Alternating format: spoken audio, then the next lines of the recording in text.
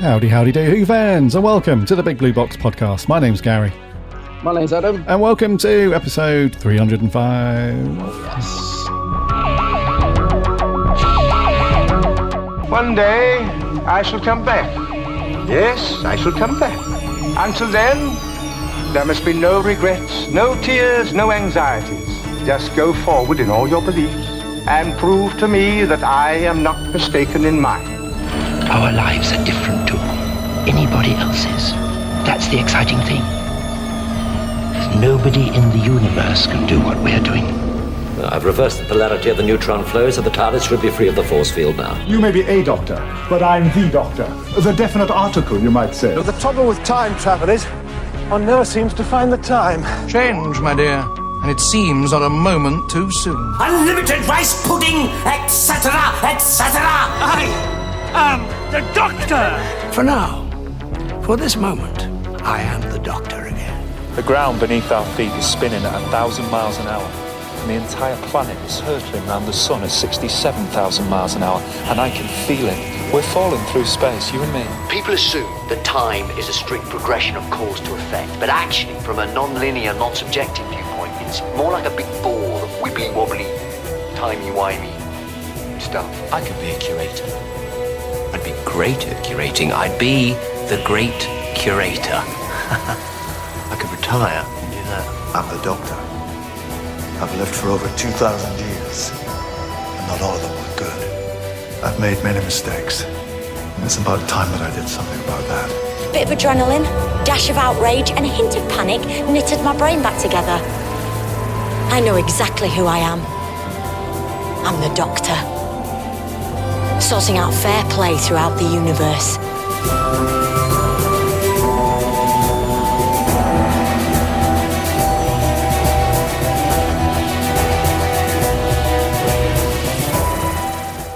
Hey, Doctor Who fans. Welcome to the Big Blue Box podcast, episode 305. Hope you're well, keeping safe, and you've had a cracking week, and that you've all managed to do something Doctor Who related. Yeah, indeedy. Hey, bud. Alrighty.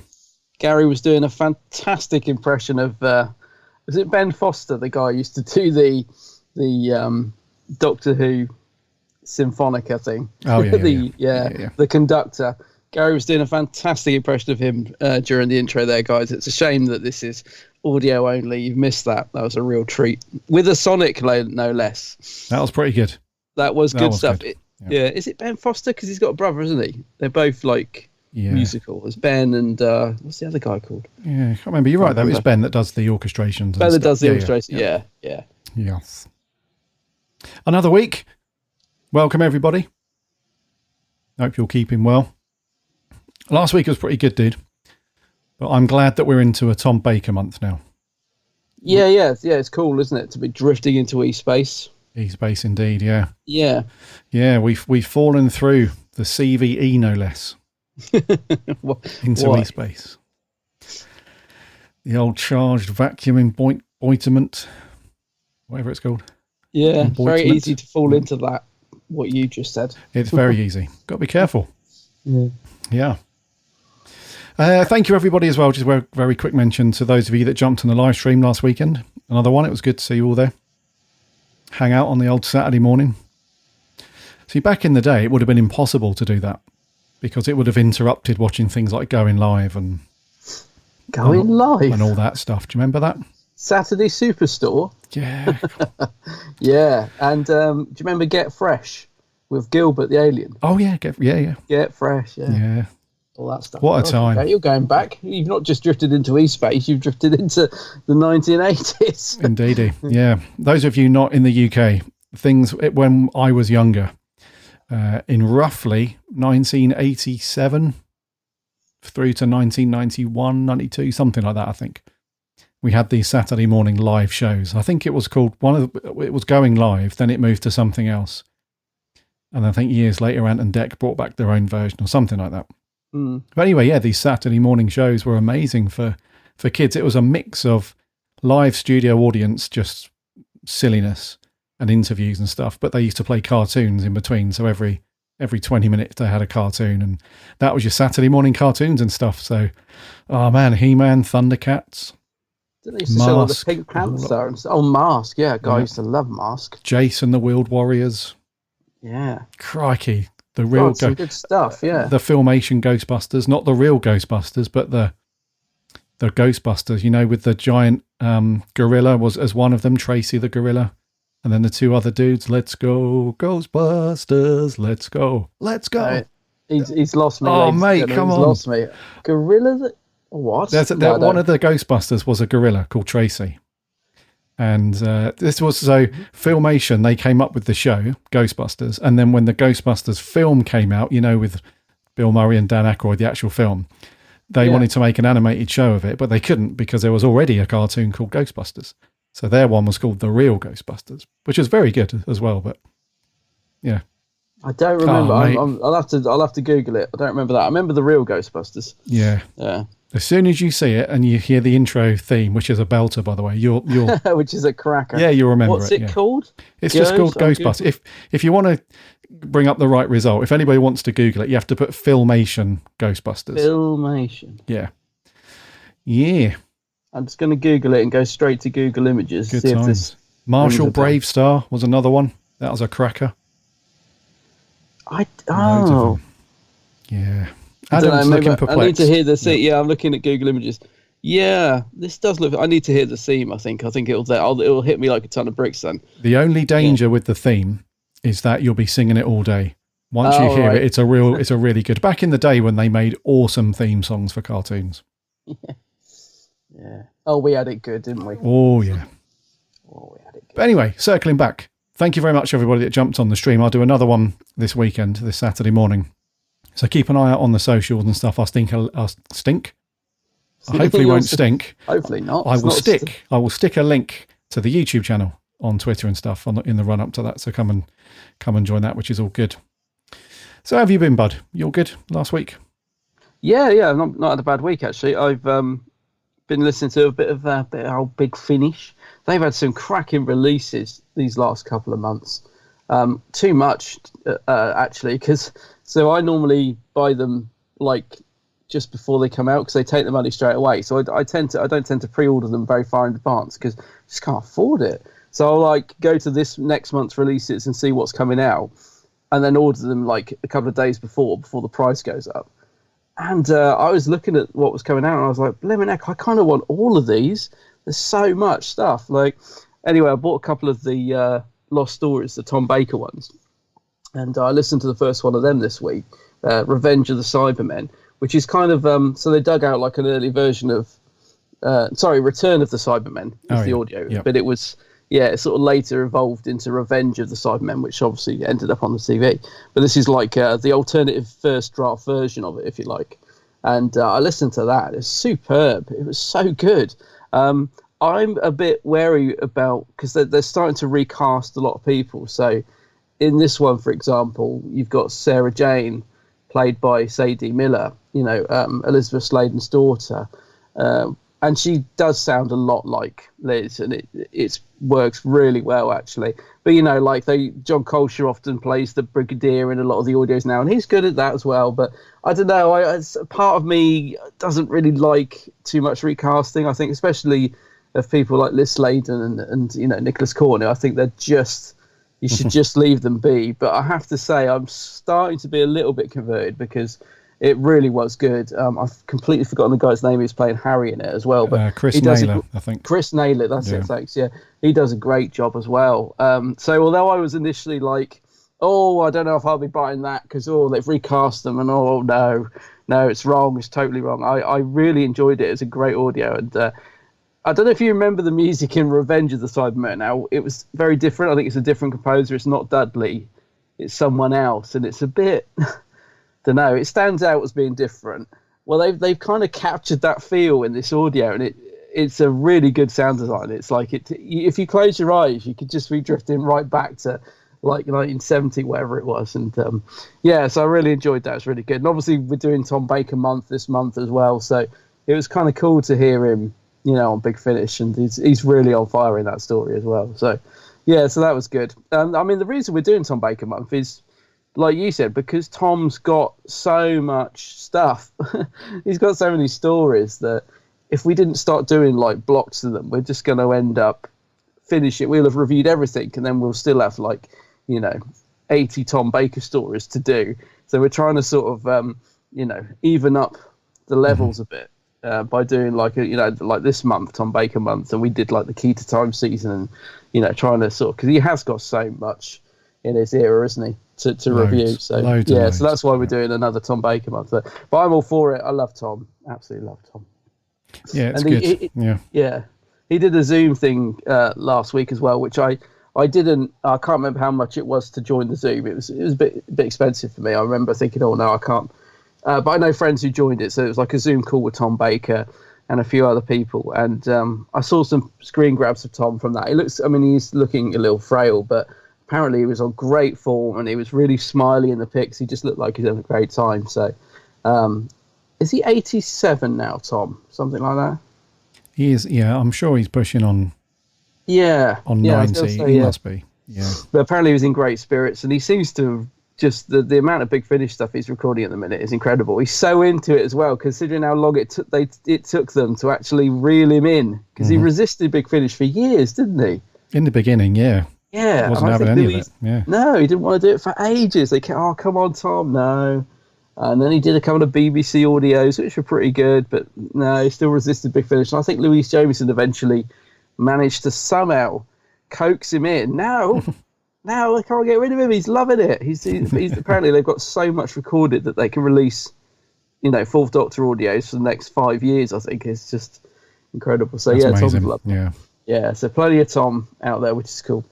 Plenty of love apart for from that, Tom. I haven't really done much apart from watching the rest of my season 8 box set. I've still been rattling through that, like watched the direct route, which was cool, and all the behind the sofas. Still haven't watched the Katie interview.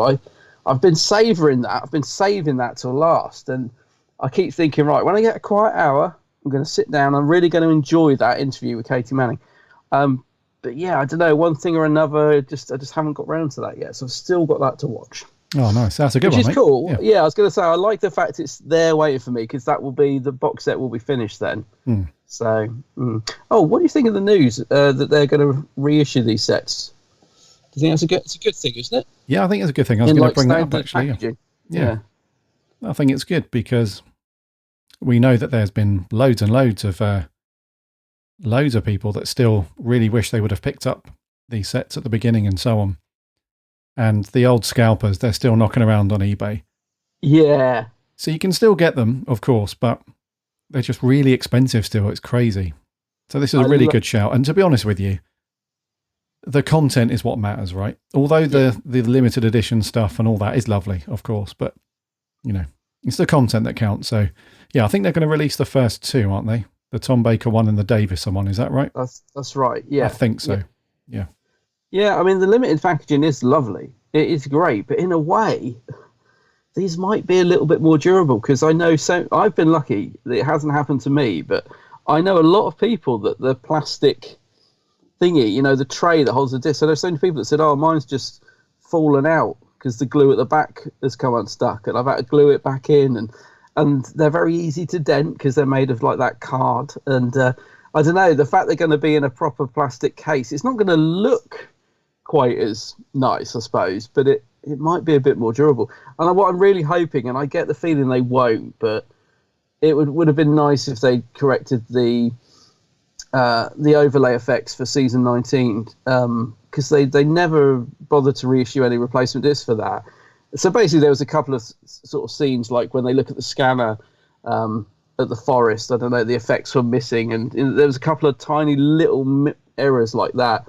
And I think, it'd be great if they corrected that for the reissues, but I don't know if they will, because I think they considered it too small a error to sort of worry about. But I don't know, things like that bug me, because it's like, it's not how it was transmitted, the effects are missing. But yeah, it'd be lovely if they corrected that. But it is good, and I just love the fact that they're not limited, so there's none of this, oh my god, I've got to rush to pre-order it, and oh no, I've missed out, and now it's 3 times the price on eBay. Oh, it just takes all that pressure off, doesn't it? It's like it'll be on a shop shelf. You'll be able to walk in to HMV, for example, and it'll be there on the shelf looking at you. It won't be a case of, oh my God, I've got to get it before someone else gets it. No, it's fine. We've got 50 of them in the stock room. Don't worry about it. It's not limited. It just takes all that silly pressure off. And yeah, the scalpers finally getting what they deserve. Did you see Pip Maidler's tweet? He did. I love Pip. He did a tweet of like a scalper looking in his garage full of like season box sets saying, breaking news, scalper panics. And so it's good. I'm surprised that they didn't do it sooner, to be honest. It seems such an obvious thing to do. They make all these special features which are amazing, especially for these sets, and have them so limited just seems crazy. So yeah, it's great news, I think. Agreed, dude. It is good news. Yeah. I don't know exactly when they're coming though. I know it's soon. Next month, I think. End of May or something like that. Yeah. I think the only difference, apart from the actual packaging, is the fact that the booklet is going to be a bit slimmed down. It's going to be slimmed down to 12 pages. But I mean, like you said, it's the content. The content of this, I think, is going to be the same. And that's the important stuff, isn't it? Absolutely, man. So, yeah, good news. Yep. And, good of the BBC. Good of the BBC to get their act together on that one. Yeah. Yeah, defo. And we'll keep you guys updated as well when we hear of the date of when they're going to come out and so on. Because I assume you will be able to pre-order it still. So there might be a little bit of buzz around pre-ordering those if you didn't manage to get one before. But like you said, I think they're going to make more of them. So it shouldn't be the circus of staying up until a certain time to get your pre-order in and all that stuff. So it's good. It's good times. Yeah. Well, that's cool, bud. I haven't done too much either. I did finish off the Andrew Cartmel Script Doctor book. I started that a few weeks back. Oh, nice. Yeah, cool. Yeah, finished that really. It's such a great book. Yeah, I love that book. It is, there's not many books that I would go back and read over and over again, but that is one of them. It is just, I don't know, once you finish it, you kind of, there is so much great stuff in it. I could quite easily just start from the beginning once I've finished it. It's a great book, that. That's great. Yeah, I heard they're going to reissue Barry Letz's book, Who and Me, as well. Oh, nice. Which I don't think you would have read, have you? Because it didn't get much of a thing at the time. Yeah, that's when that comes out, recommend picking that up, because it's a kind of same sort of thing, if you like, about behind the scenes of the Pertwee era and all the stuff that Pertwee nicked from set. And it's a great, you'll like that one when that finally gets a reissue. Sounds good. Yeah. Good. Alrighty. Before we crack on with the rest of the show then, as always, we would love to have you as a follower on whatever podcast app you get your podcasts on. You can listen for free in any of those apps. And just do a search for the Big Blue Box. You'll find us on there. That way you won't miss a show and it lands every single Friday. We have a website too, bigblueboxpodcast.co.uk. Jump over there. You can listen to all of our shows on there as well. Plus you can read all of the cool reviews and articles from our writing team. They go out every week and they're all very good. So you can subscribe to that as well. We have a free Discord server. There's a link on the website. Jump over there. Come and hang out and chat Doctor Who with other Who fans. It's all good over there. And we are on the socials too, Instagram, Twitter and Facebook.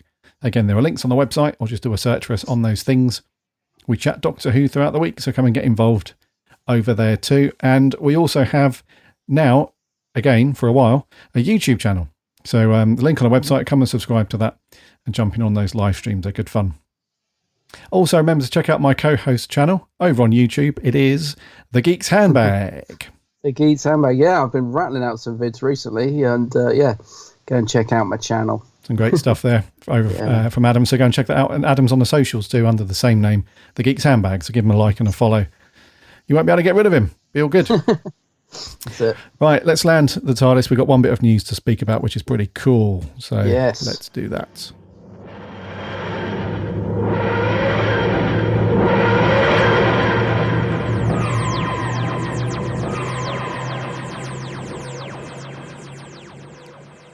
Mr. Eccleston, the Ninth Doctor. Fantastic. We can finally hear what he sounds like in audio form, and it sounds brilliant, mate. I assume you've heard that. So Big Finish dropped a trailer a couple of days ago, and it's a fairly lengthy trailer. It's pretty good. It wasn't one of those teaser things where it's 7 seconds. It's not one of those Chibbers style, Captain Jack's back, flash, blink, and you miss it. This was a decent chunk of content. And mate, Eccleston sounds bloody brilliant. He sounds fantastic. He does, doesn't he? It's the trailer is from, I think the bulk of it is the upcoming story from Volume 1, which is called Ravagers. And it's just the supporting cast sound good as well. But man, Eccleston is on fire straight off the bat. Dude, it's amazing. I'm so excited for this. I really am, actually. I mean, I've been sort of really drifting back into Big Finish recently, as I said to you earlier, and this release is the one I'm probably excited about the most. I think it's great that Chris is back. The trailer's brilliant as well. It's got a nice bit of animation to it as well. I mean, Big Finish, considering they were this little independent sort of company, have really come on over the years, and they getting the sort of license to do new series stuff has really changed them over the years. So it looks like they've had a bit of money pushed their way. It's a cracking trailer, and yes, Chris sounds absolutely brilliant. I'm genuinely so excited for this. I just wonder why they haven't got Billy involved, because she's done some Big Finish, and I don't know. It seems odd to have the Ninth Doctor without Rose, but I think it's a good thing because I'm sure that's going to happen. I'd put money on the fact that in one of these sets you're going to have Chris and Billy back together, and that's going to just be big news and sell so well. But yeah, I don't know. It is cool to think that we're going to get some stories of Ninth Doctor travelling on his own. I'm really excited for it, honestly. I just can't wait for this.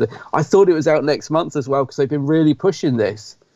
And I saw the trailer and I was like, oh yes, must pre-order that, mustn't miss out on that one. And then I realised we've still got another month. It's not out till March, isn't it? May, sorry. Yeah. Yeah, now till May. And this is definitely a pre-order. Can't wait to get it. Good artwork as well, isn't it? Great artwork on this. It's very cool. Yeah, defo. This is a defo pickup, mate. It has to be. It feels like it's been such a long time, and something we never thought we would ever get. Never thought, did we, that Eccleston would come back and play. So he must have a really good, whoever from Big Finish. We assume it's Nicholas Briggs or whoever it might be. We're not sure, but whoever has got some kind of spell over Chris Eccleston. It's because we know, don't we? Even when Chris Eccleston went on to, I think it was the Lorraine show here in the UK, that breakfast show. When he's in the car. Yeah, and he's talking about coming back to play the Doctor. Even then, he really emphasised, didn't he, that this was for audio only and that he was absolutely never going to step foot back into the TV version of the Doctor. So whoever at Big Finish has struck up whatever they have with him, that is amazing. So we never thought that he would come back and we would hear him as the Doctor again. So I'm like you, man. It's really exciting. And what else is exciting is we didn't see this Doctor face off against the Cybermen, which is what they're doing in this story, which sounds really good.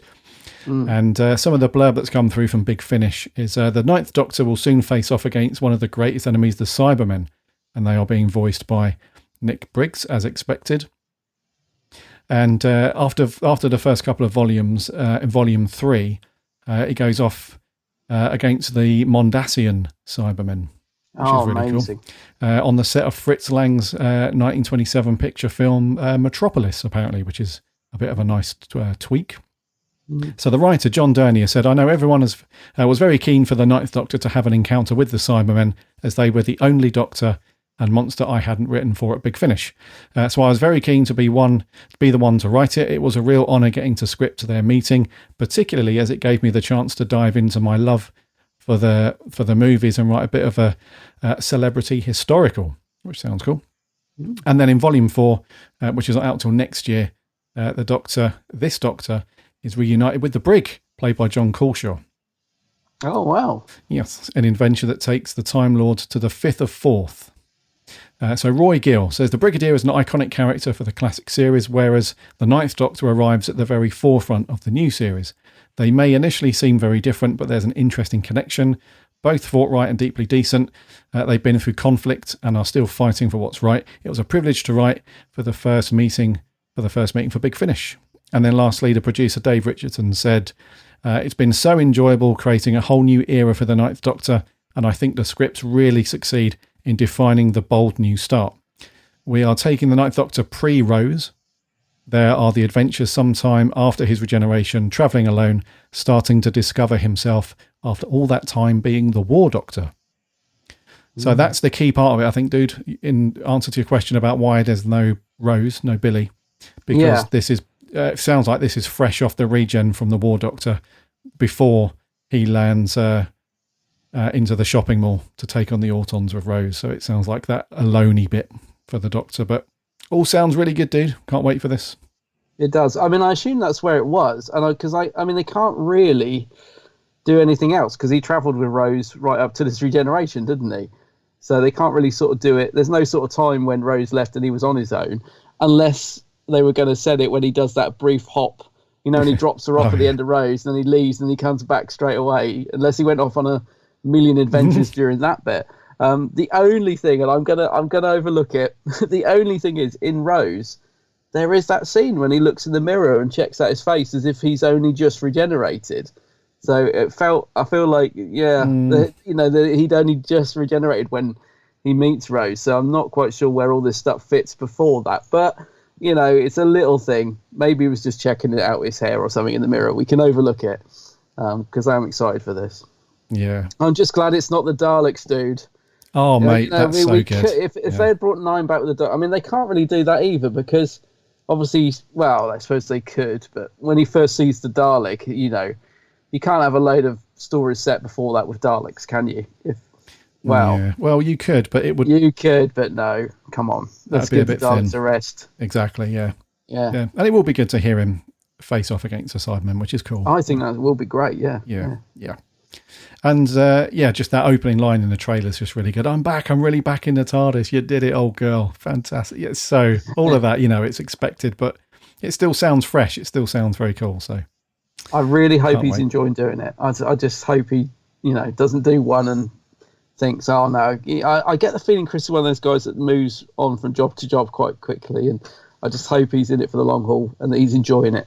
Yeah, I'm sure they will have made sure he's had the best lunch brought to him, and you know they'll want to keep him on board for a while. Yeah, hopefully, dude. Yeah. So Ravagers is the first volume, and that is out in May. Then the next volume is August. Volume 3 is November, and then the final volume, number 4, is out in February next year. So they've spread them out quite nicely throughout the year and into next year, which is good. And they're available in 3 formats. You've got your digital download, which is, I think it's, is it 13? No, 19. So the digital download is £19.99, 20 quid. There's a CD physical version available, of course, which is £25. And they also are doing these limited edition gatefold vinyl packaging as well, which are $35.99. Do you know, I'm actually tempted with the vinyl on this. Of course you are. Of course. But have you seen the artwork? They posted a picture of it. It just looks amazing. And you get the free, if you buy it, you get the download with it. So I'm thinking, because normally I buy the CD, but then, I think like you said, when you live streams, it just goes on the shelf and, you know, then I listen to the download. But I thought the vinyl really looks like a nice thing to own. So I think I'm going to go with the vinyl on this. Yeah, do it. It looks good. Do the vinyl, sure. And then that can sit on the shelf and I'll listen to the same thing, but you know, it just looks lovely. The artwork on it's fantastic. Oh, I didn't even say that I didn't even mean that as a thing. But it does. It does. It's fantastic. Fantastic. So there we go, Who fans. The first story from the 9th Doctor on Big Finish will drop in May. And that's all the news we have, dude. Nothing else going on. Right, review time. To kick off Tom Baker month, bud, let us know what we're doing. Yeah, so we're drifting into E-Space with the first story in that one called Full Circle. Time Lords want me back. You can't fight Time Lords, Romana. You did. Once. You lost. Exospace? One of the rarest space-time events in the universe. The large creatures are mindless brutes, animals. Yes. Easy enough to destroy. Have you ever tried creating one? When mistfall comes, the giants leave the swamp. What do you want? We're taking over your ship. What's happening? I don't know. Something has picked up the TARDIS. Doctor! Not now, Adric, not now. Doctor, it's Romana. What about Romana? She's gone!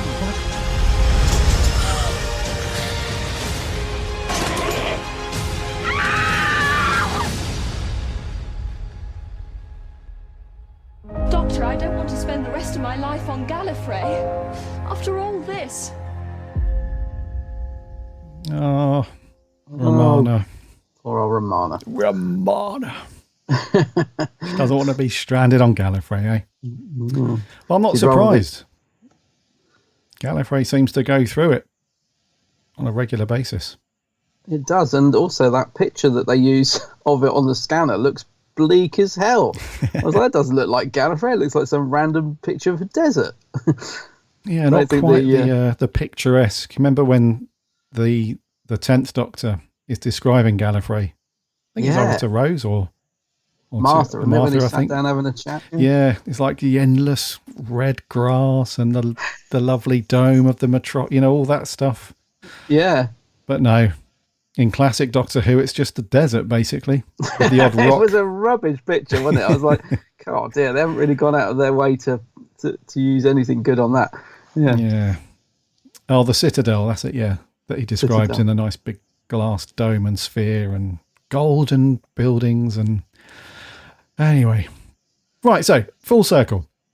It was first broadcast on the 25th of October, and then part 4 finished on the 15th of November back in 1980. It was written by Andrew Smith, directed by Peter Grimwade. We've heard his name a few times. Yeah. And it stars Tom Baker, obviously, as the Fourth Doctor, Lalla Ward, Matthew Waterhouse as his first appearance as Adric, and the voice of John Leeson as K9. Relatively decent size supporting cast. And the synopsis is the TARDIS falls through a CVE, which stands for, Adam? Curriculum vitae. Oh, no, I don't know. Charged vacuum emboitment, I think. They fall through that into E-space and arrive on the planet Alzarius. They're the inhabitants of a crashed starliner, and a group of young rebels called the Outlaws. Outlaws? Yeah, the Outlaws are terrorised by a race of marshmen who emerge from the marshes at a time known as Mistfall. Will the Fourth Doctor be able to help the Starliner's inhabitants repair their ship and leave the planet? ? Right, dude. What are your thoughts on Full Circle? Full Circle. I don't know. Oh. I quite like it. I quite enjoyed it, but it is a bit of a plodder. I knew there was a big butt coming there. Yeah, I don't know. I thought it was in my memory. I thought it was slightly better than when I rewatched this last night. I mean, I did enjoy it, and I thought some of the direction in it was fantastic. Like all the stuff on location looks blimmin' amazing. I mean, they've made a forest look interesting, which is not an easy job to do. But it's weird because it's directed by Peter Grimwade, but I almost felt like, was there two directors on this? Because some of it is really adventurous, and there's low shots and the scene of the misty swamp and the marshmen coming out, and there's some vines in front of the camera, and it's all really well shot. And, the marshman comes up to the camera. Oh, that was cool. And then other bits of it, it's as if Peter's just switched the camera on and let it roll. And, okay, you're stood behind this milk crate box, and can you just say you like? And I was like, this is so flat. It just struck me that it was just a real, don't know, some bits looked brilliant and other bits, especially some of the studio stuff, were very laboured, which kind of killed it a little bit. I think it's one of those where episode 3 took a bit of a dip for me. I was starting to get a bit bored in episode 3. But yeah, it picked up nicely in 4, and even though those spiders look ridiculous, I still felt them creepy. I think because just the way they move, they're horrible. But they look so awful. But I don't know, they still creeped me out.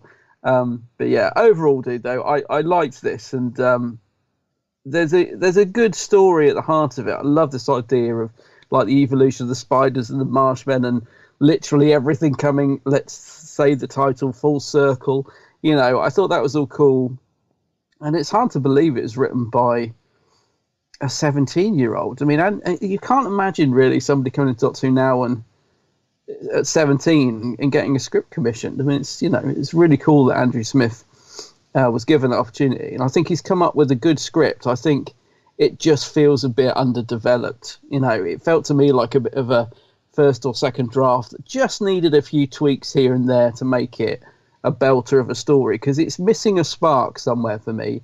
It's a good watch. There's some interesting ideas. I think Tom, although he's broody, I think is great in it. For me, I love, he really sort of shines when he's on screen. He seems to be sort of giving it some welly. There's a lot of shouting from Tom in scenes, so that kept me going. But it just felt like there was a bit of a spark missing from certain bits of the script, which I think just let it down slightly. But overall, I enjoyed it. Overall, I thought it was a decent watch. Yeah. Just not up there as a belter classic, Just didn't quite hit the mark, but it was good. Yeah. What do you reckon to it? Okay. So, yeah, I think mostly I liked it. Mostly. He mostly liked it. It wasn't You're not being indifferent, are you? No, I'm trying not to be. I mostly liked it, yeah. But for some reason, there's something that doesn't feel like classic about it. Not in terms of age, as in classic Who, but classic as in, let's watch a Tom Baker story later. Which one are we going to watch? Oh, that absolute classic full circle, Yeah, exactly. It doesn't quite have that feel to it. And maybe that's reaching too far anyway. We can't expect every single story to have that feel, obviously, otherwise it wouldn't be very good. So it's quite an enjoyable watch. It's not too bad. It just feels a little bit like it wants to. We've described this a few times with Classic Who, where it stays in the second to last gear. Yeah, exactly. Yes, for most of it. There are a few scenes where things were kicking off and the story was getting going, and you think, right, it's going to go into top gear, and we're going to have some cool stuff, and it just doesn't really get there. It stays at that. It always stays at 80%. Yeah, never gets or 85%. Doesn't really go above that. Having said that, it's like I said, it's not too bad. It's not a bad watch. Just something about it doesn't really doesn't sort of grip me and think, yeah, this is a great story. And even though it's 4 parts, it's not as beefy as the 7 parts that we watched a little while ago with the Daleks and stuff. It still feels a bit paddy though. Yeah, it does. Yeah, that's what I mean. I felt like the script just needed a few tweaks. Like Andrew's delivered a really good idea, good story, some really nice bit of dialogue, but it's just missing that spark. And I don't know who was script editor at the time. Christopher Bidmead. Yeah, that's actually he's done some good stuff for Bidmead. He had some great ideas, like in Legopolis and stuff. Yeah, I just felt like it needed a few tweaks to make it a classic, because the Maskmen are interesting. And again, sometimes the way they're shot, they look great. And other times, and probably more often than not, they're just shot, sort of straight on, and they don't look good. And the costumes, really sort of show the budget. There's that great shot of it coming straight up to the camera of the face. It looks really creepy. But then for a lot of the time, you just see them wandering about, and the studio lights are up to maximum, and you can see the join in the neck line, and they just look rubbery. And I think, again, it's like the director Peter Grimwade, like, he went and done some great shots on the location, but then the studio seems to just now you come through that door, and they just don't look very good. So they just look like a man in a rubbery costume. And I thought, that's a shame, because the design of them is pretty cool. They look interesting, but it's just taken away a bit by the way they're shot, sort of, for most of the story. Like, there's no threat from them, like, when they're all running away from them, and especially when poor old, spoiler alert, Vash gets killed. Vash, Adric's brother, is it Vash? Vash, yeah. Vash. I don't feel much threat from the Marshmen. In fact, I know you're not supposed to at the beginning, because you almost feel sorry for that poor one that's being hounded and nearly gets operated on. I mean, that's probably the scariest bit. But yeah, I don't know. I don't think they were utilised as well as they could have been. I think they could have been a classic monster, but yeah, they don't really hit the heights. No, I know what you mean. It's in some respects they look kind of cool, and they do look okay. But in other, they're a bit inconsistent the way they were, the way they were directed as well. There was a couple of scenes where they're very slow and they just labour around and not much is going on, and then in the blink of an eye they're really quick, and they manage to we need to get this supporting actor in a headlock, but we move really slowly. Well, don't worry about that, just move quick at that bit. All right, yep, cool. we're going to move quick, and then we've got him, and now it's all back to slow again. And yeah, they were a bit inconsistent. I did feel sorry for that one that kind of takes a liking to the Doctor. Yeah. The Doctor shows him a bit of compassion and a little bit of... Nice scene, that. Yeah, and then he recognises him. When he gets up from the operating table in episode 3, I think he recognises him on the monitor. Don't touch the screen. Yeah, and he's like, don't. And then, so that was game over for him. But yeah, they weren't really... A bit like the story. The Marshmen are not going to go down as classic, epic, well-remembered monsters from Who, but they weren't terrible. We've seen worse, but... Oh, man, I'm trying to sound not indifferent. But yeah, they weren't great. Yeah. I know what you mean. I was going to say, some of the supporting cast as well, I felt like some of the characters needed to be developed more. When I say that it feels a bit like a first or second draft, like you've got some quite interesting or some potentially interesting characters that don't really reach any potential, like the three, what are they called? The Deciders or... The Deciders, Yeah, the Deciders. I mean, you've got these three guys that don't really sort of jump out the screen at you. And you've got some good actors there. I mean, George Baker, who plays Logan, he was in loads of stuff back in the day. He was a really quite a well-known actor and a good actor as well. But he's not really given anything. He's not really given much beef on the bones, is he? So I'm thinking those guys could have been really developed well. They sort of mutter a few lines, and it cracks me up when they stand up and all introduce themselves. There's one of them called Gareth, because that made me laugh. I am Drafe, and I am Logan. Hello, I'm Gareth. Gareth with an F. Yeah, it's Gareth. I'm Gareth. It's like Gareth. So I don't know. Again, there's just three characters there, which I think should have been, that their part should have been written up a bit to be a bit more interesting, because they could have been. I saw potential in them. And the same thing with Adric and his little gang. Those guys could have been written a bit better as well. Definitely. There's definitely potential there, isn't there? Yeah. Although I'm not sure about some of the actors. When we get onto them, I don't know if they could have handled being written up any more than they were. But, I just thought there was potential in all these little sort of characters, because you've got an interesting... Andrew Smith creates an interesting world which we enter. There's plenty to play with, but I just felt it was just not utilised as well as it could have been, Yeah, and we'll come on to, you're talking about Adric and those dudes, the Outlets. We'll come on to a couple of scenes that were utterly ridiculous and hilarious at the same time. But yeah, it's an interesting theory as well, the story behind it. So Andrew Smith, who, as you mentioned, he was only 17 at the time. Yeah. I say only. That doesn't diminish his skills as a writer at all, but being that young to come up with a story like this is pretty cool. And it does have a semi-interesting twist as we get through it. So the story is these people think that their generations prior, they crash landed on this planet. And ever since then, they've been getting their ship ready, basically.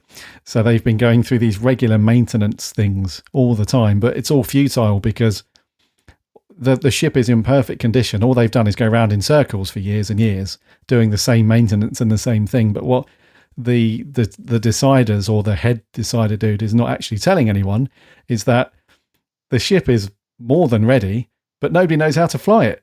So they can't do anything. So they're just masking the actual issue and just getting people to do endless maintenance runs and all that stuff. So it does have a fairly interesting twist in that respect, but it just seems to be a bit downplayed. Seems to be a little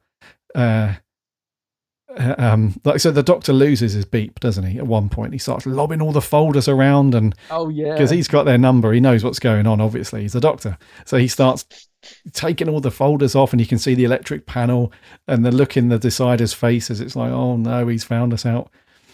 And but that happens right near the end of the story, really. So we don't have much time to explore, because you would have thought there would have been a bit of mutiny there. All the people that have spent their entire lives almost just doing pointless maintenance that wasn't needed in the first place. You'd have thought there'd been a bit more of an uprising, a bit of a mutiny and all that, but it just sort of fades away into the end of the story and not much happens. But so the whole concept is okay. That little twist is quite good. And then this whole concept of, I think it's roughly every 50 years. I think every 50 years, this event happens on the planet where this mistfall thing. And it's I think another planet sort of nudged Allons-y out of its prime location next to the sun. So the cooling effect of all that generates the mist, and then the waters bubble and the spiders hatch, and ultimately we get the marshmen that come out of the swamps and whatnot. So that's all kind of cool as well. Very alien, feels very classic Doctor Who-y in that respect. It's just a shame that the marshmen, like you said, don't really do much. They amble around a little bit. They club K9 across the chops. Oh, and then poor K9, yeah. Yeah. So story-wise, not too bad, but certainly nothing that you're going to bring up in conversation that often at the pub, I don't think. No, I'm just, you talking about the marsh. I mean, there's some great scenes in the first episodes because there's a lot of location stuff, isn't there? But that water, I felt sorry for the actors having to go into that bit of skinny dipping. Swamp. Wow, yeah. Some of the costumes are a bit revealing, aren't they? No, I was just thinking more about the water. So there's an old chap, I don't know what the name of the character is, who gets dragged in. I was thinking, I bet that was horrendous to film. Oh, Adric sort of stood there doing his, I can't help you, and he gets dragged under the water. I was like, God, that looks horrible. I bet that was horrible to film. Oh, man. That was brilliantly funny. I knew you'd be loving it. There's some great scenes like that, but yeah, I don't know.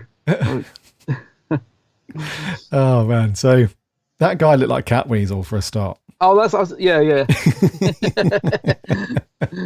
He's a bit pompous, isn't he? So you kind of think, oh well, yeah. you don't feel too much empathy for him. Yeah, and this was a time when, and we've seen this quite a few times with Adric in particular. This was a time where there was no money. And it wouldn't have been done very well anyway, but there wasn't quite enough money to afford stunt people all the time. And I think it would have been a case of, like we know that stunt people have been used, especially in Pertwee's era. There was a stunt double that was used quite often, wasn't there, for Pertwee, like the fight scenes and some of the stuff and some of the heavy action stuff. Seems like in full circle where it's like, okay, we need a guy to sort of fall quite dramatically. He needs to go head over heels and all the rest of it. Let's get the stuntman in because, we want this to look like a decent fall. We want it to look authentic, like he's really hurt himself. No budget, boss, I'm afraid. Okay, come here. I know that you're extremely old and, you're knocking on a bit, but we need you to do a full, head over heels tumble, land on your neck. And then and then someone's going to drag you by your leg under the swamp. So if you could make that look as believable as possible, that'd be great. Thanks. Right, action. Oh, okay. And then Adric does a similar thing later where, right, Adric, we need the bit where you trip over the log to be very dramatic. We need you to emphasize the bit where you're actually tripping over. So Adric's like, no, stuntman. No. Okay, cool. I'll try and make it look. So when you have those things look really lame, unfortunately, on camera. It's but that bit where that guy falls over, literally lands on his neck. I think he just took it to the extreme. There must have been like, is he okay? I don't know. He's not moving. But, we'll keep rolling just for a sec. Just keep going. So he lands, and then he gets dragged off. Dragged in by his leg. Yes, yeah. And there were a few scenes like that. Really, really funny. Let's talk about a scene which was let's get the funny ones out of the way. So, Adric, it wants to be part of the crew. The Outlaws, they're rebels. They don't buy into this whole, they don't conform to what's going on. So no, they're living by themselves out in the cave or the caves or whatever. But they're obviously hungry, so they need to go and raid the village and grab all the fruit and all that stuff. Anyway, Adric wants to be part of the crew. And his brother's having none of it. He's like, all right, well, here's a test then. Go and nick some fruit and then you'll be all right. So anyway, this is amazing. So Adric immediately goes into James Bond mode. He goes in the water. He doesn't go across country. He swims across the water. He's doing well. It's all stealth. Everything's brilliant. And then his head pops up and then he can spy all the fruit. He knows he's got his opportunity. So what does he do? He hops out the water And then for some reason, all of the water starts to bubble, go crazy. Every single person is now preoccupied for at least 5 minutes looking at the water and the people boiling to death. What does Adric do? Does he go and steal the fruit at that prime opportunity? No. What does he do? Just sits in the bush. Then when everybody gets back to normal, then he tries to go and steal the fruit while everyone's there. This is why he just never make it in that gang. Yeah, I could see this playing out, and I was like, he needs to go now. Everybody is preoccupied with what's happening with the water. Go now. Adric, go now. This is brilliant. You're going to come back with not just the fruit for you, but for everybody. Go and do it now. You'll be the hero. He will be, but no. Not Adric. Not the most intelligent person in all of the, no, let's just do that. Anyway, as the people are coming back from the drama that's happened in the water, he's just standing there, plain caught red-handed, bang to rights. He's even got one in it. He's actually holding one of the fruit. All right, Adric, get back here. And he drops it and runs off. So if I was Varsh, I would have been like, I knew that you were crap, but I was going to let you have a go anyway. I gave you your chance. And you proved that you were... Yeah, so get out. So, mate, things like that. And I think that's maybe something that a sort of a very young Andrew Smith perhaps didn't quite have all together when he was going through the script and the story, because if you look at scenes like that, and there's also scenes like that with the Marshmen, where there was a bit where one of the older people is being held by the Marshmen as they've broken into the ship, the Starliner, and one of the young rebels, he goes to save him, and then he gets captured, and then the old guy looks back and he's like, "Nah, I'm not having any of that." So he's out of there. So he's off. I noticed that. I was like, "Oh, you coward!" Yeah. So, but that doesn't make sense though, because that seems out of character for those type of people. They're all very close knit, look after your own sort of thing. So that when that happened, it was extremely funny, again, unintentionally funny, but that didn't quite make sense to me from a character perspective. So there are certain things like that happen where where I thought anyway that although Andrew Smith had the bulk of the story down and it was quite interesting, there was maybe that just lack of experience with making sure that your characters were all on the same page throughout the entire story. There are things like that just didn't quite add up, because Adric, you would have thought that because he's so intelligent and he's one of the elites, I think they call them, you would have thought that the unintentional distraction of the boiling water would have been perfect to go and steal the fruit. Yeah. But instead he just sits in the bush and looks very pensive. He does look very pensive. Yeah. I'm going to observe for just going to a little bit longer. I'm going to miss this prime opportunity and just observe. And then so anyway, Adric though, let's talk about Adric while we're on the subject. His first appearance, any better for you? All the times you've seen Adric, does he get any better for you? I like Adric. Again, it's a sort of unintentionally funny. I just find him unintentionally funny. And I do feel sorry for Matthew Waterhouse a bit, because he was such a big fan of the show, wasn't he? And he was given this part and he must have thought, oh my, I'm going to be in Doctor Who and work with my hero Tom Baker and his girlfriend Lala Ward. This is going to be amazing. And he arrives on set and Tom and Lala are throttling each other in rehearsals and shouting at each other across the studio floor.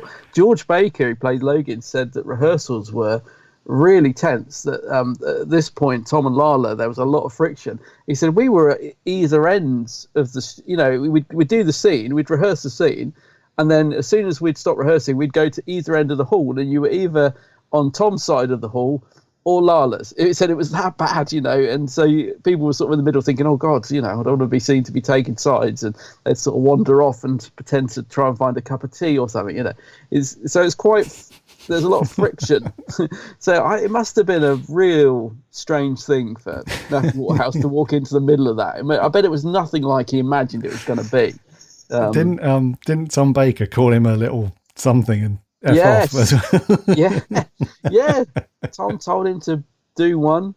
I mean, it must. I don't know. I just because I put myself in his shoes because I don't know how old he was when he was filming this. He's quite young, isn't he? Is he like 18? Yeah, he's only young. Yeah. Yeah, he's only young. He's probably. Yeah, I think he was a similar age to Andrew Smith. Actually, I think he was 18. So it must have been. He must have wondered what he'd wandered into. I bet quite a wake-up call, I should think. So poor old Matthew. But Adric himself, I mean, the character it was supposed to be like an artful dodger type we always hear, and we don't ever really see any of that on screen. I don't think. I mean, we might do in the next story. I don't know, but mathematical genius, artful dodger, and I don't know. That doesn't really leap off the screen to me, to be honest. Apart from the badge, and I feel like they should have. Again, the writing, I'm not criticising Andrew Smith too much, but because his brother dies in this, you don't really feel anything because there's not many scenes between Adric and Vash. They should have built that relationship up a bit. But, like you said, when he comes back and he hasn't got the fruit, you could have had a nice little scene where Vash is like, "Oh, I'm sure you did your best," or could have been a nice little touching scene. Oh, the brothers, his older brother. Comforting him or whatever. So, but there's not much. I wouldn't even know they were brothers if you hadn't told me, sort of thing. So, when poor old Vash does die, I don't know. You don't really feel anything, do you? Because Adrix just sort of looks at him and then drops him on the floor and goes and hides in the TARDIS, and I don't think he's ever mentioned again. No, he just stares, doesn't he, for a while, and then it cuts to another scene, and that's it. There's no tears. There's no. Yeah. What is that weird scene where Adric just walks? There's a scene where Adric's in the TARDIS, and he just walks up and stares straight at the camera, and that's it. And I was waiting for him to say something or do. I was like, what was that for? What was that about? Yeah. Do you know what? I think that was meant to be Matt Waterhouse looking a certain way, like a bit of shock, maybe, or a bit of whatever. But yeah, bless her. So Matthew Waterhouse,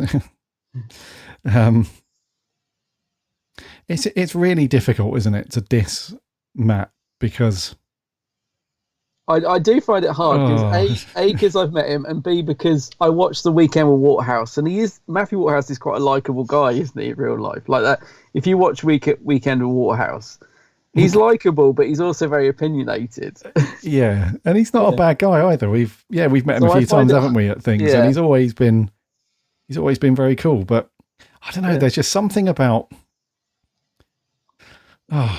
He kind of has his cool little moments as a character, but then for the most part, I'm just confused as to what angle they were going with the character development and how they wanted Matthew to play the part because. Like you said, he was meant to be this artful dodger kind of genius kid, but he ends up just being this very plain, like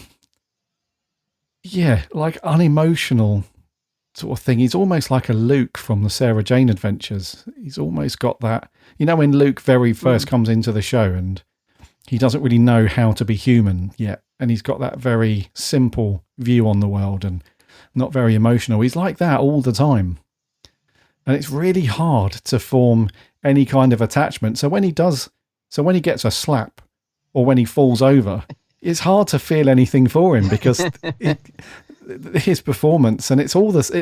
One thing I will say for Matt Waterhouse, though, is he was very consistent as Adric. We can't argue with that. So, but unfortunately, what comes with that is in every story that he's in where he's in trouble or something happens to him, you don't really feel anything for him, unfortunately. You don't feel like, oh my God, oh no, what's going to happen to Adric? You just think, oh, Adric's fallen over again. Or Adric's, looking very plain again. I think you kind of question it in your head as you're watching it. You're like, I think he should be upset here, but I'm not getting that. And you kind of think, as a director, you think, come on, Matt, come on, come on. So it's weird. I'm always confused on Adric as a character and Matt Waterhouse's performance, but I don't. I mean, he's a young guy. I don't think anyone would argue with you that it's not the best performance. But then again, I think we may have got off lightly because apparently, again, I hate saying this because I met the actor and he's such a lovely guy, Bernard Padden, who played Tylus. No, but lovely guy. So I'm sorry to say this, but the performance not great in this. But he was actually up for Adric, and it was between him and Matthew. So now, again, no offense to him, but can you imagine if he had got the part? Because some of his reaction shots at this are shocking. There's a bit, I don't know, there's no gusto to his performance at all in some of the scenes he's in. So we may have got off lightly with Matthew. And as I said, I hate to say that because I've met both of them. They are lovely guys, and I do love them in their own little way, if you know what I mean. Like Adric's almost like a guilty pleasure to me because I always find him unintentionally fun to watch just because of the way he acts. He's like a little brat sometimes, and I just think it's funny. Yeah, I mean that's why I've got the giggles, because he's just, it's hilarious to watch, but he doesn't mean to be. Like you were saying, I don't think he's aware of it sometimes. But I mean, he says he didn't get on very well with Lala Ward. I mean, you can almost tell from the off. I don't think there's much acting going on from Lala when she's being so dismissive of his character in this story. Almost felt like that was Lala, not Romana. Like she sort of rolls her eyes and she doesn't want to know him at all, does she? Doesn't want to give him the time of day. Whereas at least Tom, although Tom might have been difficult to work with at this point, that doesn't come off on screen to me. Like I think I actually quite like the Fourth Doctor and Adric together. There's something about those two. I think it's because it's a different dynamic to anything else we've had for quite some time, if ever. You know, the Doctor and Adric are a strange combination, and there's something about them that I quite like. This sort of, I don't know, father-son, could you possibly say? Sort of, you know, the Doctor's sort of trying to teach him, and he's a bit cantankerous with him, and he gets a bit cross with Adric, but he's still sort of there looking after him. I don't know, there's something about the Fourth Doctor and Adric that I quite like that combination. So we don't get many stories with them together, but I do like it, especially the Gopolis. I think those two are great together in the Gopolis. It's definitely a different dynamic to Adric and Davison. Yes, sure. Yeah, I think you're right. With the Fourth Doctor and Adric, it's very much, a kind of father and son-ish kind of thing, where the Doctor's got no problem at all in telling him to shut up, but also looking out for him and trying to teach him. Whereas with the Fifth Doctor, that was more of a, I just don't want to babysit you anymore. Yeah, you do get that feeling. And I think because you've got Tegan and Nyssa as well, it's a totally different dynamic, isn't it? You know, the Fifth Doctor Adric's a bit of a spare wheel as far as the Fifth Doctor's concerned. I always feel. He gets annoyed with him pretty much every episode, doesn't he? A lot of eye rolling. Yeah. A lot of looking to the side, yeah. But I imagine there was a lot of eye rolling going on this as well, you know, because you've got Adric and Matt Waterhouse, who so Matthew Waterhouse and the writer Andrew Smith, massive fans of the show. I think Andrew Smith, it was his lifelong ambition. He's only 17, but I think that was his ambition in life, is to write for Doctor Who. Yeah. And after about a dozen scripts he sent in, this was the one that they thought, actually, this is pretty good. But you could tell that on set you had a lot of young people, so it would have been a lot of eye rolling, I think. So day one of the shoot, you've got Matthew Waterhouse, who's like a excited little fan, and you got Tom Baker telling him to beep off, and you got Lala and rolling her eyes because she doesn't like him and she's had a ruck with Tom. And apparently Andrew Smith, on the first day, he turned up at the location and he was sick all over the Marshman costumes, and then went home. And What? So I think, because he turned up, but he was really ill, so he vomited all over the costumes, and then and then just went home. And then I think a few days after that, there was a scene where Tom Baker was ad-libbing when he's holding K9's head as he's walking around. Oh, yes, yeah. And apparently, Wolfing, I think. Yeah, Andrew Smith went nuts.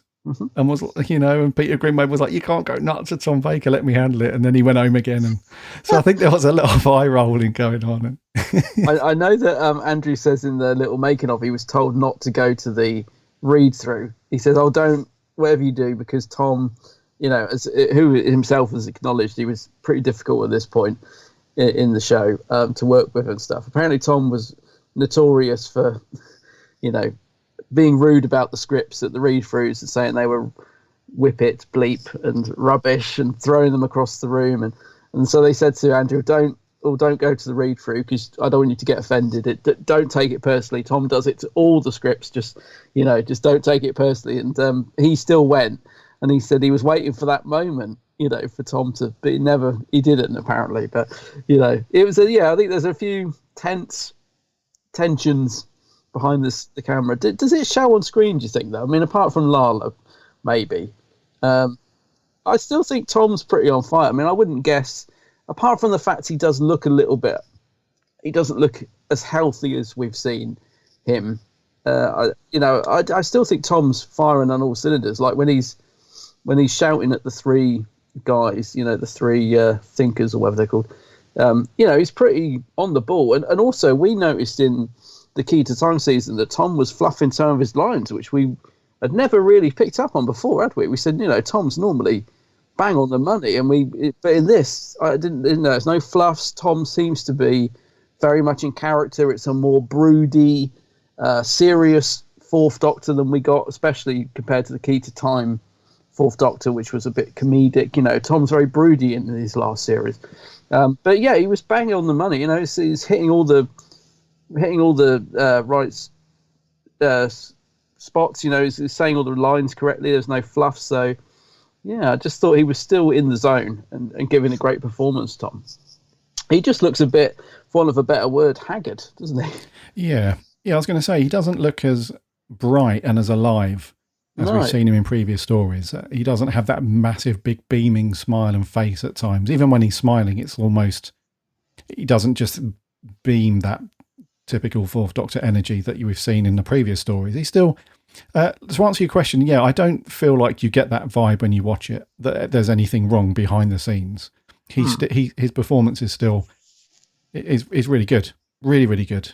He just doesn't quite have that aura about him, if that makes sense, that we've seen him in previous stories. But do you like the darker costume from? Because no, you don't. You prefer him with the multicolored scarf and yeah. See, I quite like the burgundy outfit. I prefer the other one, but because it's Tom's last season, it's a bit like with McCoy when they went with the darker jacket. I like the fact that I don't know. I just like the fact that it is a slightly darker Fourth Doctor, because I find the Key to Time season goes a bit too far the other way with the sort of comedy and the sort of silliness. So I quite like the fact in this last season he's a bit darker and broodier, and the costume sort of adds to that. So I quite like it, but I probably prefer his other costumes. But this is for his last season. I like the fact he's got this different outfit. It gives him a different vibe, if you like. I just prefer his normal. I say normal. I prefer his previous, the classic scarf and all that. Although I did like McCoy's darker jacket. That was nice. Yeah. It's just kind of nice when they mix it up a bit. I mean, like with Jodie's Doctor, they've hardly changed the costume at all. She changes her T-shirt every now and again, which is, I don't really have a problem with it. I mean, like the Fifth Doctor's outfit hardly changes. I think they changed the jumper in his last season for a slightly thicker stripe. So really minimalist. It's interesting. Alterations. Yeah, it's interesting actually, because as I was watching, I finished watching this yesterday lunchtime, and when my wife came in, that was the first thing she said. She's like, "Why is Tom Baker wearing that weird thing? Doesn't he normally have the multicolored scarf and the grey coat and hat and stuff?" I was like, "Yeah, they just changed him up a bit for his last bit." And they're like, "Oh, why'd they do that then?" Don't know. They just changed it up a bit. Yeah, it's a bit like the opening credits, isn't it? I always forget that he has that intro for his last season, because I associate that intro with Davison, the Stars intro. If you say Tom Baker intro to me, I think of the tunnel effect. So even now when I put it on and it does the credits, I'm like, oh yes, it's of course his last season. It's a different beginning, and so yeah, that's JNT, isn't it? Adding its stamp to it, changing things, which is. And you always said this, a new producer who's going to put his own stamp on it. So I guess he decided to change the costume. So yeah. Going back to Tom. Yeah, he's very good. He's very good. Lala Ward, though, I think if anybody had any kind of vibe, if that's the right word, that you could pick up on, I think it was Lala Ward. in this one, because you can tell that although her character is meant to be a bit moody, you know, at the beginning we have some of that cool Gallifrey speak. You know, she doesn't want to go back to Gallifrey basically, and he's like, "Oh, we can't go against the Time Lords and stuff." That's a cool little. Yeah, that's a nice scene. Yeah, a bit of Doctor Who lore. Because Leela gets mentioned, doesn't she? Yes. And the Key to Time gets mentioned. So it sort of ties in the few little bits, yeah. Yeah, so that's kind of cool. So you can tell that the character, as Romana, is very downtrodden. She doesn't want to go. She's quite enjoyed travelling around time and space, and she wants to keep doing that. She doesn't want to go back to Gallifrey. So from a character perspective, you can tell in the opening scenes, she's a little bit, this sucks sort of thing. But I think as the story goes on, and she gets a bit more to do, she doesn't really pick up, though, Lala's performance. She's kind of okay, and even when she's playing the possessed, you know, when she gets bitten by the spiders, and she's, you know, even then she's a little bit, you know, when she's like reaching out to scratch people's faces and stuff, even then she's just a little bit laboured and a bit like, oh, it's nearly lunchtime, let's just do this bit. Yeah, you do feel that. I thought that. Yeah. So I think out of all the cast, surprisingly, Tom, if there was a lot of tension and they were fighting behind the cameras, he didn't really portray that in his performance, whereas Lala, I think she was a little bit like, not making the best of it. That's a good way of putting it, actually. You feel like she's just waiting for the lunch bell to ring. Because, like when the TARDIS disappears and she thinks she's trapped in that cave with the spider, she just kind of turns and reaches out, and it's almost theatrical, and there's no sort of urgency, or you don't feel like she's really that bothered about being left. You know, the TARDIS is just left. It feels a bit laboured. We do get to see Romana's bedroom as well, which looks very nice. So we get to see more. I just love it when we get to see other rooms than the TARDIS, basically. You love that, don't you? I do. I love it. It makes me feel like it's a proper, you know, it makes you feel like they're actually living in this thing, you know, not just travelling, you know, it's a proper home. So I love it when we get to see things like that. And it's a bit sad when the Doctor goes in and sees it's been wrecked by a marshman. It's stuff everywhere. Poor old Adric can't quite fathom what's going on, I don't think. He's hiding in that bedroom, isn't he? I was going to say, I'm waiting to see where he's gone. I bet it's in that bedroom. But I just love it when we get to see other rooms in the TARDIS.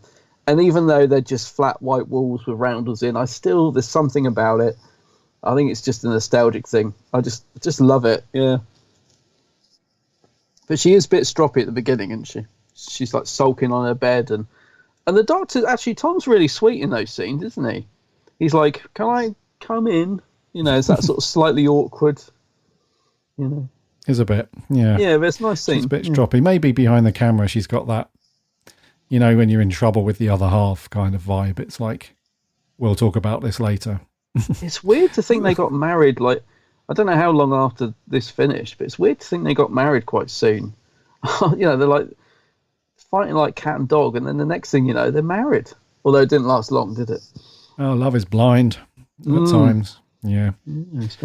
Let's talk about K9 briefly, because he has a fair few bits to do, and he has a cool little music theme in this as well. K9 to the rescue, I think the track's called. Yeah.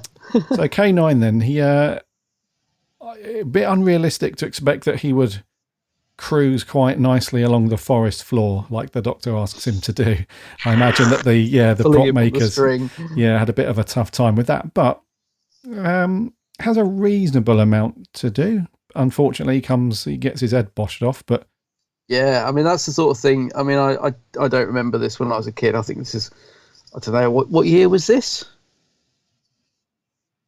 Oh no, I would have been watching it, but I probably would have been horrified watching that as a kid, because I just adored K9.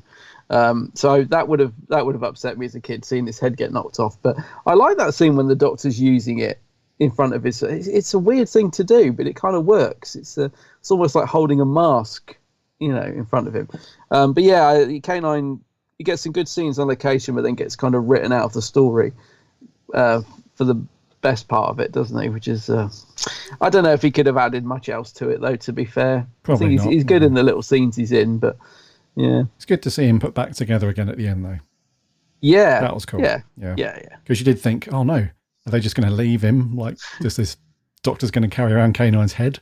Yeah. But yeah, so that's kind of cool. But no, I quite like K9 in this. He's very, and I love the dynamic between the Fourth Doctor and K9. It's very cool.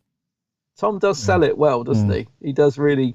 I don't know, and also with John Leeson's voice, that it all works somehow. I don't know, like you said, even though you know he's being pulled along on the wire over the over those marsh fields, it's still quite believable. You mentioned the theme, actually, the music in this. So I really like Paddy. What's his name? Paddy Kingsland, isn't it? I really like his music, but I think maybe there was just a bit too much of it in this, because at first I'm like, oh, I love this. It's a nostalgic thing. The the little sort of music cues that are very familiar, because a lot of it reminds me of like Legopolis and stuff as well. And I love the music in that. But I don't know. By about episode 3, I was getting a little bit fed up of that music, and I thought, oh no, I normally like Paddy's music, but. Yeah, I don't know. Maybe it's a little bit overused, but I liked K9's little funky theme. Yeah, that was cool. Yeah. So overall, I liked the music in this, but yeah, maybe it's just a tad too much. The rest of it was a bit generic, though. I didn't. Yeah, it was okay, Paddy's stuff, but again, it's one of those things where you wouldn't whistle the tune at some point.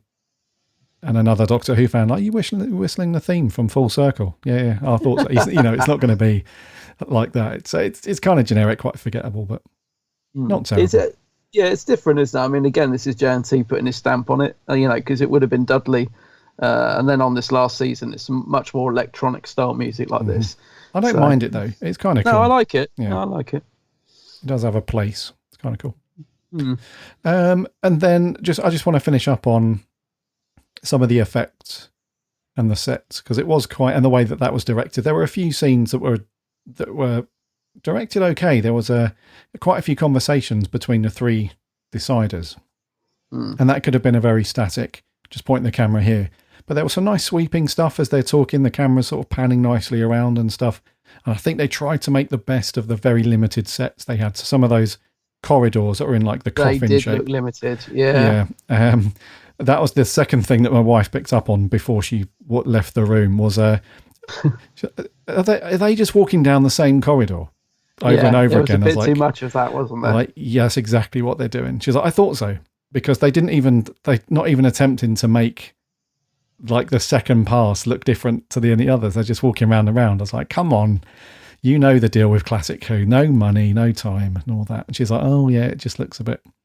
So the limited sets and the I think it's the bridge, I suppose, the best way to put it, where the deciders are up on the thing. There was one scene which was really funny, dude. Again, unintentionally funny.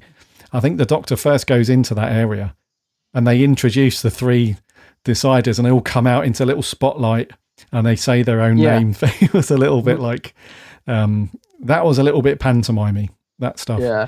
But in terms of direction though, dude, most of it was kind of cool. Most of it was okay, but there was the odd scene where it felt very flat. But overall, not too bad. Yeah, it may be more down. You might be right, actually. It may be more down to the limited sets than actually the director himself. Because as I said, when he's on location, I think that the forest stuff looks great. I don't know if he's used filters on it or if they were just lucky with the weather. I don't know what it is, but it looks really good. I mean, there's a shot of Adric when he first sees the TARDIS, and it's sort of got this red glow to it. I don't know if it's a filter, but there's some really nice stuff going on with the direction on location. Just talking to the budget, you're absolutely right about the corridors. That's the other thing. I think that's when I started to get a bit bored. I was like, oh gosh, the Doctor's walking down that corridor again, and he's going past the TARDIS again. There's a bit too much of that. I mean, it makes me think. There's an episode of Blake 7 where they use the same corridor, so they're supposed to be getting deeper and deeper down into this, this space station or whatever. And all they do is every time they go down the same set of stairs, they just dim the lights a bit. So it keeps getting darker and darker, but it's so obvious that it's the same set of stairs. It's infuriating. So, could have done without that. But talking to the budget, how bashed does the TARDIS prop look? I mean, you'd have thought they would have looked at that and said, God, somebody needs to give that a lick of paint. Can we afford a pot of blue paint? Because it really looks it looks like you could push it over your finger. That prop looks battered to hell. Like when they're coming out of it, like the little group of what do you call them? Artful Dodgers. That little gang. I was worried the prop was going to fall on top of them. It does look a bit rickety, doesn't it? Oh, gosh, yeah. It looks battered, man. It's weird, isn't it, that in some stories, and it must be a crew thing, whoever's in charge of the prop stuff, set designers, whoever it is, I'm not sure. But it's like they only work a couple of weeks of the year.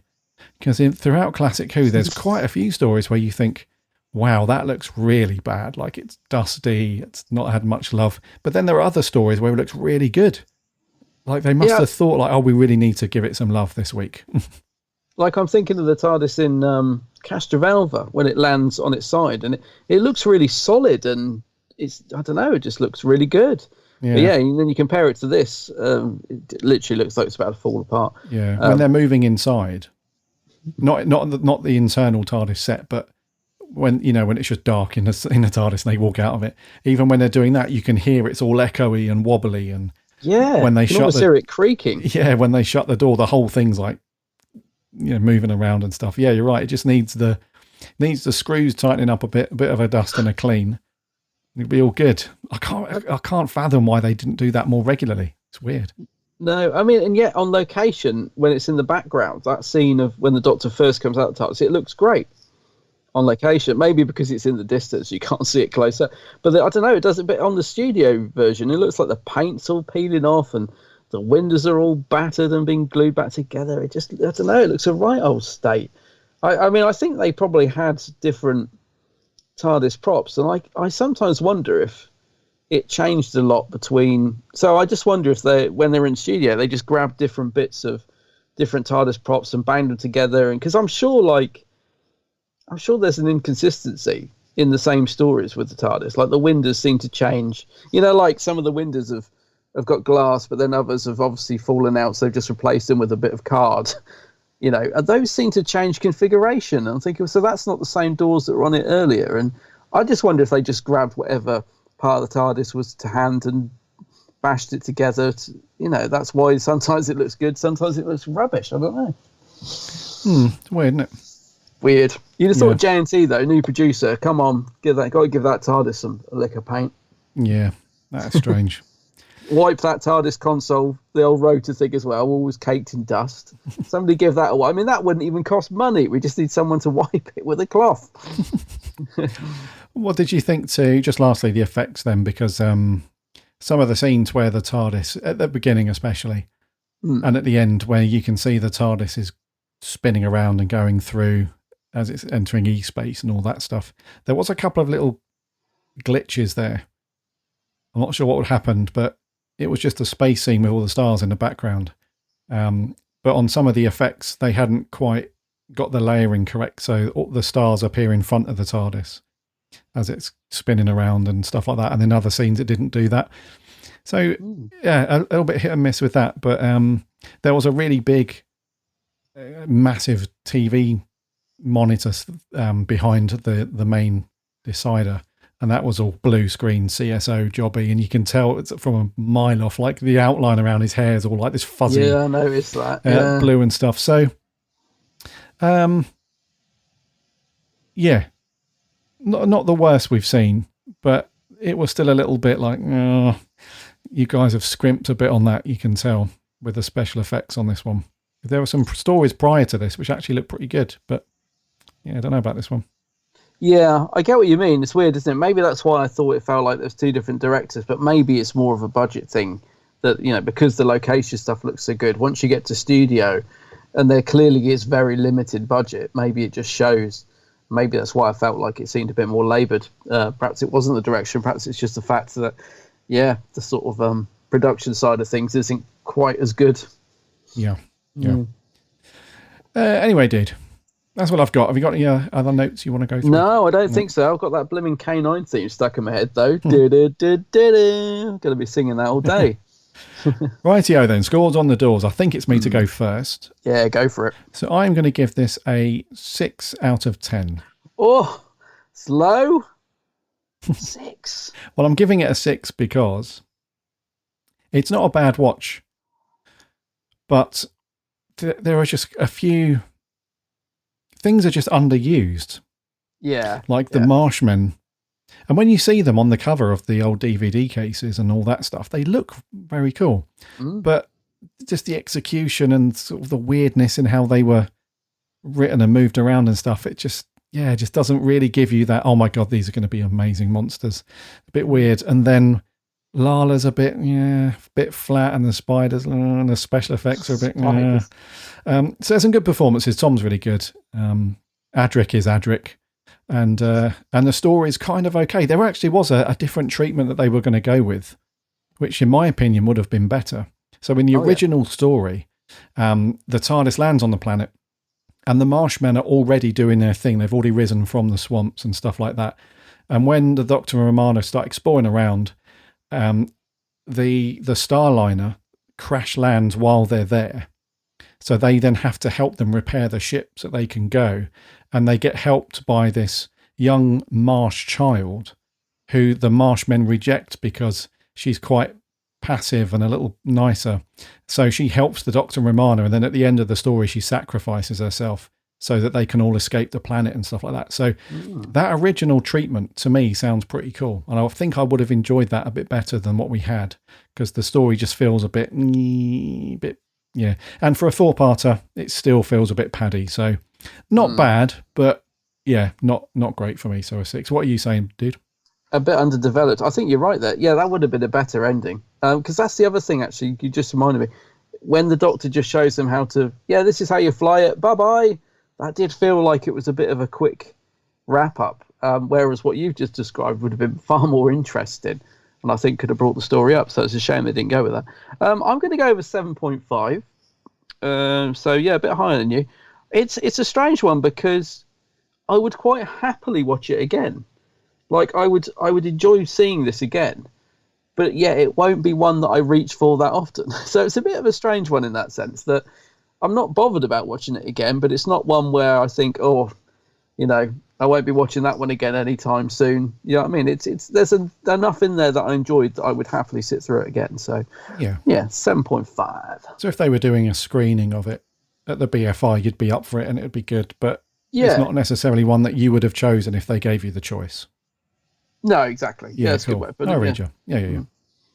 Okay, cool. So a 6 from me then, 7.5 from him. What did our awesome listeners think? We had half a dozen reviews in from you guys, so great as always. Let's kick off with TARDISNet 66.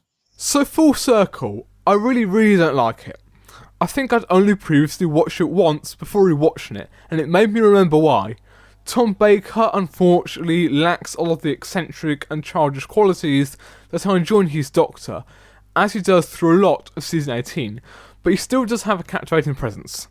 But I really think Adric should have had much more central focus in getting to know his character and introducing him with more focus on his struggles, dilemmas and family dynamics. There are some interesting twists and surprises, but it's all bogged down by too much overlong dialogue and exposition, and not any of it has any emotional or dramatic weight.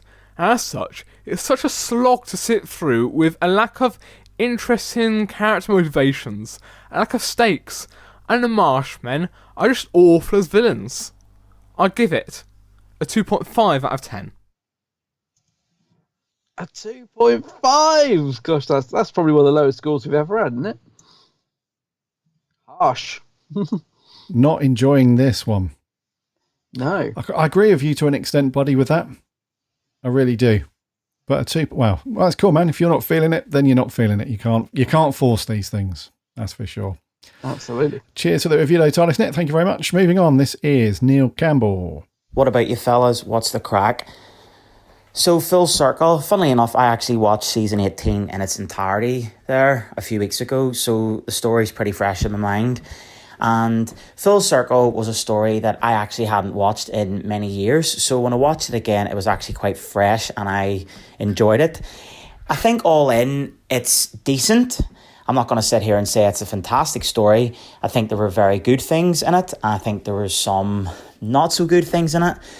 The whole idea of the Marshmen was very well realised, and, the scene of them rising from the marshes is pretty iconic.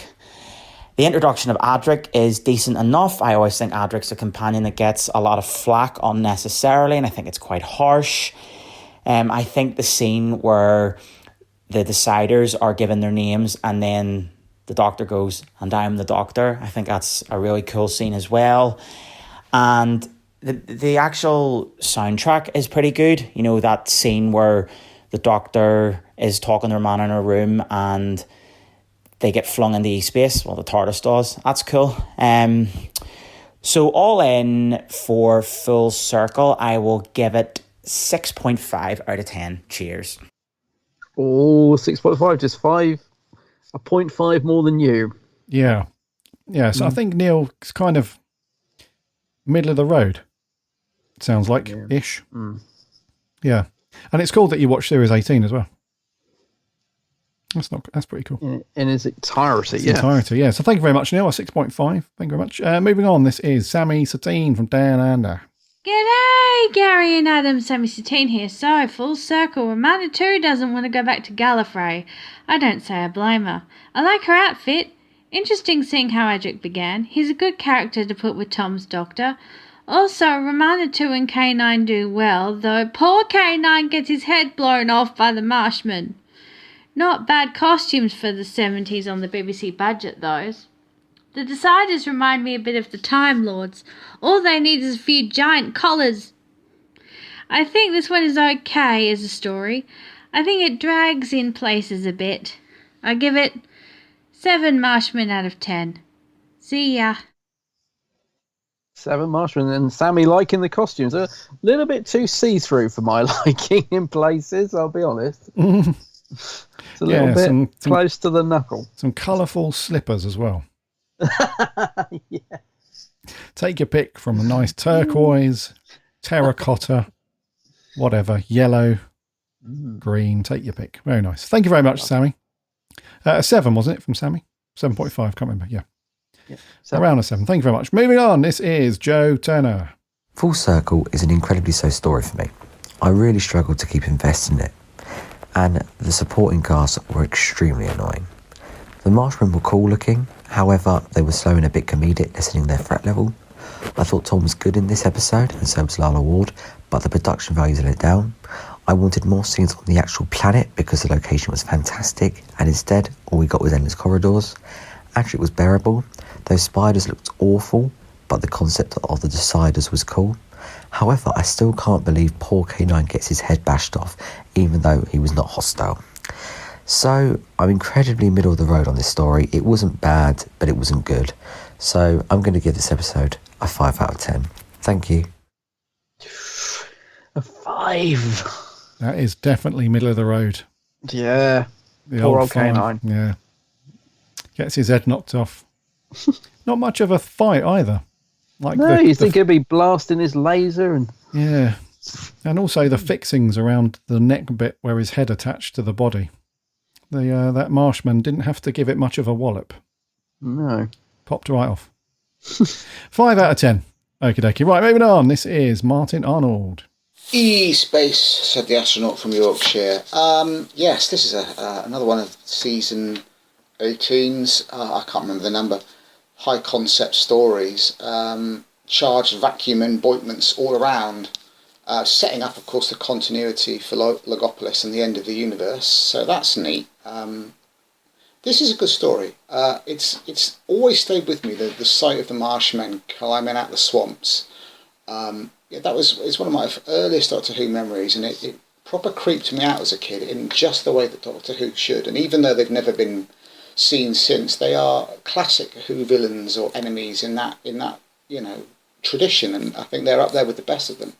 The story is neat. It's very ominous when they reach the period of the full circle, and of course then the Doctor figures out what's going on, and that's really clever. It makes it feel kind of almost horrific's completely the wrong word, but there's a sort of weird, sort of tragic kind of almost a body horror element to it when you see what these people are. I like K9's theme. The music in this season is superb. I really enjoy the sort of synth work that they do. It's great stuff. This is a great story. Eight full fully full circles, and we look forward to State of Decay, because that is a proper creepy story. Ooh, take care, everybody. An 8 there from Martin. Martin's got the creeps. Yeah. Yeah. It is. I mean, that scene of them rising out the marsh is great. I mean, I would say that's a classic scene when they're rising out the marsh. Reminds me a bit of the Sea Devils coming out of the sea. Yeah, it's been emulated a few times. Got that vibe. Oh yeah, and also what's it, the Fenric. Curse of Fenric. Yeah. Kind of cool, that. I realise I've said kind of cool a lot this recording, Kinda but it cool. is kind of cool, yeah. Cool. So an 8 for Martin. And then lastly, this is Seb Lane. Hello, Gary and Adam. So this week it's Full Circle, which is obviously kicks off the East Space trilogy. Now, I do find this one an alright story, actually. Out of the 3 stories in the trilogy, this is probably the middle one. I don't love it, but I don't hate it. It's just sort of there for me. It introduces Adric, who is not one of my favourite companions at all, really. But it's an alright story. I really like the Marshmen. I wish they would have more than one episode to just justify them that little bit more. But it's alright. It is genuinely okay. It isn't one that I always grab for on the shelf. It's not one that I go, oh, I really fancy watching Full Circle today. But I do like the concepts in it. It looks quite good with on Alzarius and all the smoke. But yeah, overall it's pretty good. I'll give it a 6.5 out of 10. Bye for now. Another 6.5. All that smoke. That's probably just Tom having a fag off set. All that smoke. Probably. Yeah, Lala got the ump about that and all. Yeah. Yeah, Andrew threw up some more. Oh, poor Andrew. Yeah. Anyway, thank you very much, Seb. Yeah, I think, you're on the same lines as me with that. It's kind of, you don't hate it, but it's not amazing at the same time. But yeah. Okay, so I think on average from our audio reviewers, it's probably around a 6. Because we had that very low, 2.5. Which brought the average score down a bit. But thank you very much, guys, for your audio clips. Very much appreciated, as always. I'm going to rattle through some of the socials and stuff. Our writer, Jordan Shortman, says, a decent start to a decent trilogy. Interesting idea that sees the TARDIS flung into another universe, and the location looks incredible. Good performances from Baker and Ward, even if there was tension on set, but not great performances from the younger cast. A good outing, though. Yes. Chippy T says, not much happens, does it? Too many walks along corridors. Little is made of Romana's bite. Ineffectual ship leaders. Swap Adric for Ryan, and you see one poor character replacing another. A waste of E-Space too. Tom acting like he can't be bothered being there. A 4. Oh, Chippy. Oh, dear. A 4 from Chippy T.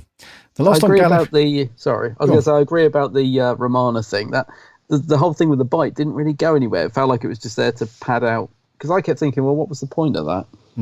So I agree, yeah. Yes. The Lost on Gallifrey podcast. Good podcast, that. Great podcast. Says, big fan of this one. It's got a good pace about it. A great story, which is just about pulled off by the production. Tom is sensational. The Marshmen are creepy, and the cliffhangers 1 and 2 are fabulous. I don't know why they are not more iconic. An 8 out of 10. Fabulous. Cool. Edward Gillooly, I really like this story. The Marshmen are great villains, and the cliffhanger to episode 1 is excellent. It's a good intro story for Adric and has a good plot. Tom and Lala are great. 8 out of 10. PS, I loved the Target novelisation as a kid. Cool. An 8. The Target's meant to be really good, actually. Yeah, Andrew Smith actually wrote it, didn't he? So I suppose that gave him a chance to add to it. Yes. Titan Sci-Fi, Tom. Great story and star companion Adric, cool Marshman monsters, and crazy Romana. 7 out of 10. Brian Chapman, since the writer of Full Circle was in his teens, it makes sense that the story holds a lot of content, yet explains so little. A promising story in need of a bit of help. Adric makes a great impression on his debut. 7.5 club-wielding Marshman out of 10. Yeah. And lastly on Twitter, Sarah Louise, the running Whovian, says, I rarely reach for this story, but I'm not sure why, as I thoroughly enjoyed it. Oh, that's cool. A great intro for Adric, an interesting monster, quote-unquote, in the Marshmen, and good performances from Tom and Lala. Also a great reminder to question why we do things rather than blindly follow instruction. Doing all of those maintenance runs. Yeah, read you, Sarah. 7.5 from Sarah. And over on Facebook, we had a few there. Joseph Howarth says, It's not too bad a story, but it isn't the greatest either. It's got an interesting concept story-wise. The Marshmen are not evil, but are misunderstood creatures, and the humans in the story aren't really bad either. They're just misguided. I feel the story is quite slow to start off, but picks up around part 2. But it does suffer from the fact that there isn't really a true threat, and it's not really action-orientated until the very end. Oh, and Adric still sucks as a character. Otherwise, a watchable story, but not brilliant, not terrible, just good. 7. A 7. Aaron Ball says, an enjoyable story, not the best, but I enjoy the Marshman, and Andrew written it well for being a teenager, an underrated gem. P.S. Poor K9 in this trilogy. John really didn't like him. I'd give it 7.5 out of 10. Yeah, poor K9. Kev Mullin.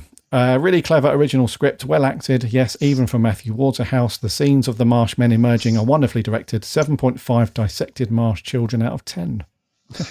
Charlie Turner, not too bad, but not great either. Average intro to Adric. An average story to start a forgettable trilogy. 5 out of 10.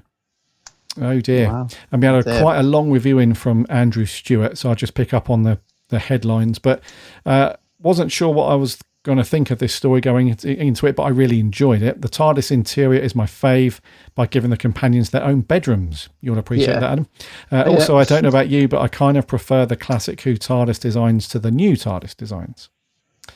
It goes on to say that was genuinely shocked when K9 got his head chopped off. And not everyone's fave companion, Adric, is really good in this, actually. And he is enthusiastic about travelling with the Doctor, even sneaking into the TARDIS, and goes on to say, the music is good. Overall, I really enjoy this episode. I think JNT taking over as a producer is a good thing. I give it 8.5. Cool. Some good scores over on Facebook, pretty much. Yeah, a bit more high scores on Facebook. Yeah. Thank you very much, guys, for sending in your thoughts, as always. Muchly appreciated. Next week, dude. Part 2, what's that? So yeah, next week, State of Decay. That's vampires, isn't it? The vamps. Yeah. I remember very little from this story. Very, very little. So I'm quite looking forward to watching it, yeah. Same. I just know it's about vampire lords. Yeah. And that's all I remember, vampires. Bit creepy. A bit creepy, that one. But cool. Thank you very much, everybody, as always, as I said. And then next week, we're going to continue with the E-Space trilogy with State of Decay. Sounds good. Yeah. Right, let's wrap it there, dude, for 3:05. Alrighty.